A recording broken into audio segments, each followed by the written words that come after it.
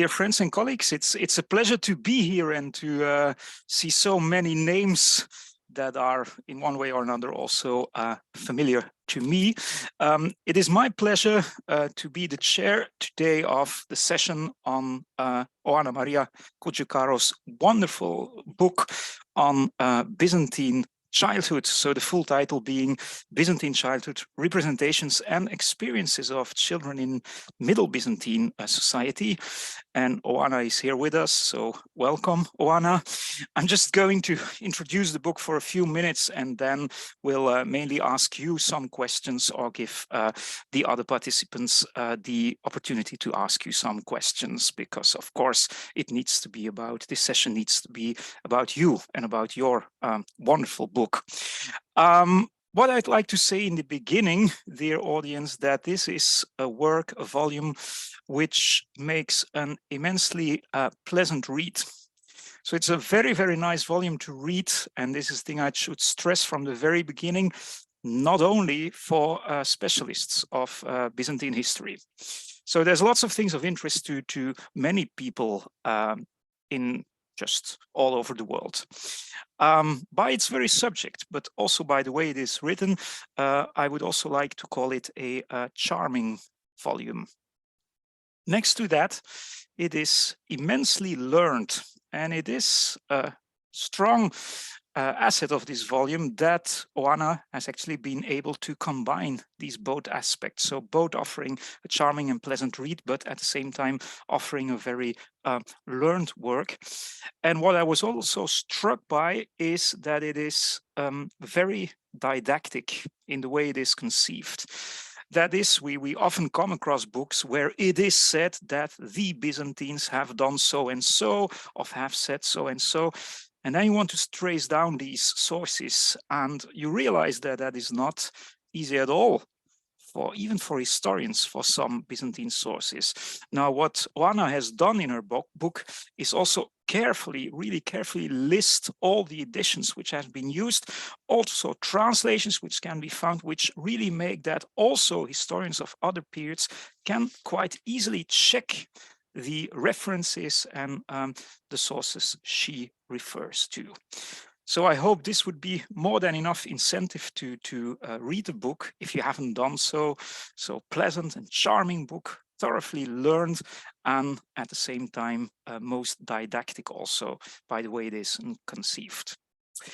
Now, what the book offers is, first of all, a sort of overview of conceptions that people mainly in the Byzantine period had about lifespan, life course, and most particularly, of course, childhood. Then it goes on with a chapter on what we call the infant years, so the very first years of life. In order to move on in the fourth chapter with the family, so what is called socialization also in the domestic sphere. There's lots of socialization and education also in the next chapter, which is basically about the child in the church.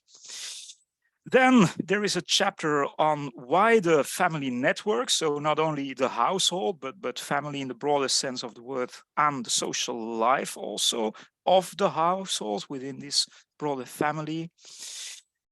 Then an intriguing chapter also about the child in the church. So how is actually religious identity built up? And then a separate chapter, even with the title I liked very much, the monastic to be.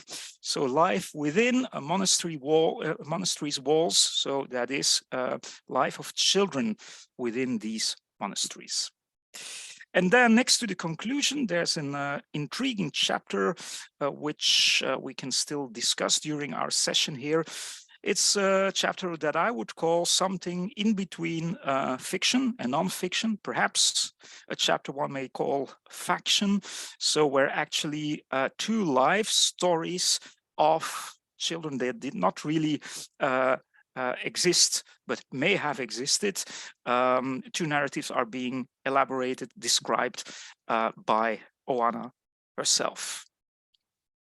So that's basically how the book looks like, and I'm sure that after this session you will just immediately buy it and read it if you haven't done so before.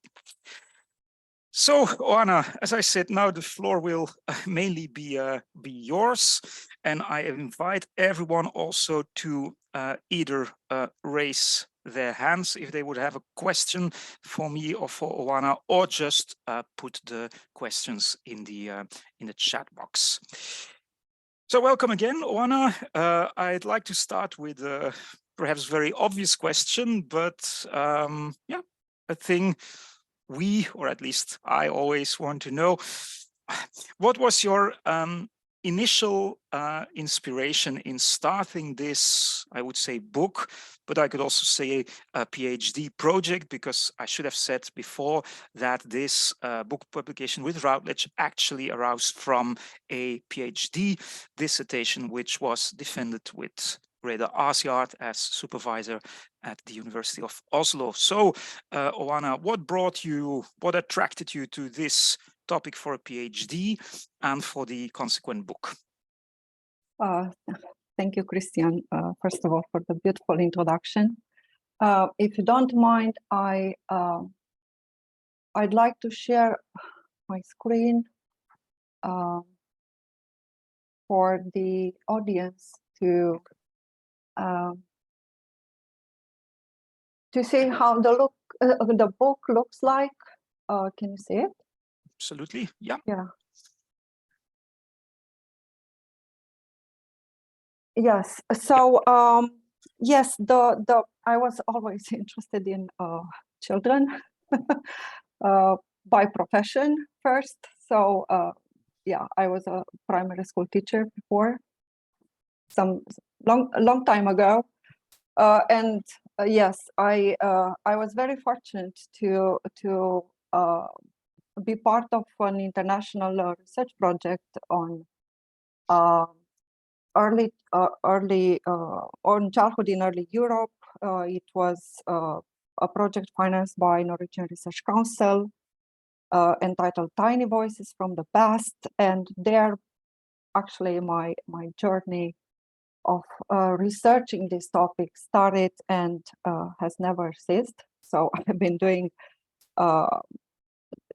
yes, this research on childhood ever since. It took me some years to convert the dissertation into a book that I wanted to write not only for scholars, but also for general public.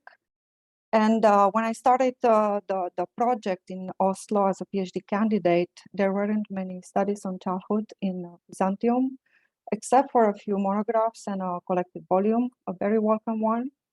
But I felt that I wanted to bring a new perspective on childhood by looking not only at how childhood is represented in the sources, so at ideologies of childhood, but more importantly at children themselves and at their everyday experiences in Middle Byzantine society, and with a focus on a rather short period from mid-9th century to 11th century, so basically 200 years. And the scarcity of sources describing everyday life of children made me drawing on a vast amount of sources, primarily hagiographies, which, as you might know, it's a valuable source material for social life and for childhood in this particular case, but also on other kinds of sources. Medical, legal texts, some church canons, funeral orations. And basically, my book starts with two questions. How is childhood conceptualized in various texts? And a more complex one was how children experience life in different settings, and depending on gender status and age. So I have used as a theoretical framework life course theory and intersectionality which combined allow me to ask questions as how an individual life course trajectory may differ, or how it's shaped according to various variables. And what I wanted, I was especially interested was the interplay between gender, age, status in shaping children's experiences of life. And you've done a wonderful short summary of the book. I wanted also to give our colleagues a brief presentations of each chapters. So this is the table of contents, and as you can see, I devoted only one chapter to various perspectives and ideas about this stage of life. So what did it mean for a medical writer, for legislators, and for hagiographers in terms of age limits, physical and mental development. And I have taken the age of 14 as the upper limit of childhood, because children enter poverty and were legally allowed to marry. So culturally, childhood ended with this age. What is maybe particular, I don't know, but with the second chapter, I'm delving into the social world of children, in the sense that I explore the implications of some demographical aspects that are mentioned in our sources, such as childhood mortality, which was very high for children up to age of 5. Also the age of marriage, fertility, compositions of family, everything taken together affected the kinship universe of children and consequently their life. And what's important to remember is that death was an everyday reality for children. They could witness the death of their parents, of siblings, of their friends. So the chances for a child to be raised by other family members would be relatively high.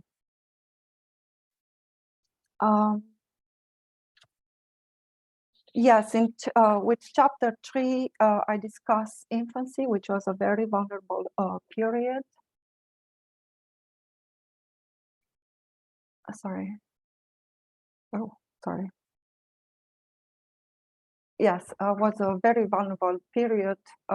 Many children died in childbirth. That was also a high risk for mothers. And that's the reason why parents prompted, the fear of losing their babies prompted parents to baptize children very early. And of course, there was also a theological concern for infant baptism, because it was important to make sure that children would not be deprived for the final of the final salvation. So I'm discussing also these matters in this chapter. Weaning as well was a risky period. In the next 4 chapters, I discuss children's experiences in different settings, in domestic and religious spheres. And I'm looking at children's experience at home, in school, at work, as well in churches and monasteries. And I discuss both socialization and agency of children in this context. And speaking about socialization, play represents a unique social arena where children could exercise their agentic capacity to invent the world, to imagine the world through the games they played. And our sources, even hagiographies, mention role game playing, which of course offered children the occasion to learn how to interact with their playmates, to attain and secure their social positions among their peers, and also it was an arena for open emotions and a space in which children could cooperate, challenge, contest the games, and so on. Also, children's experiences in religious sphere is something that I've done in chapters 5 and 7, but in chapter 5, I'm looking specifically at children's participation in different church ceremonies, for example, as readers. They are also mentioned as singers in choirs. And I engage also with sensorial participation of children in different church ceremonies. So I asked what would they see, hear, touch in different church offices.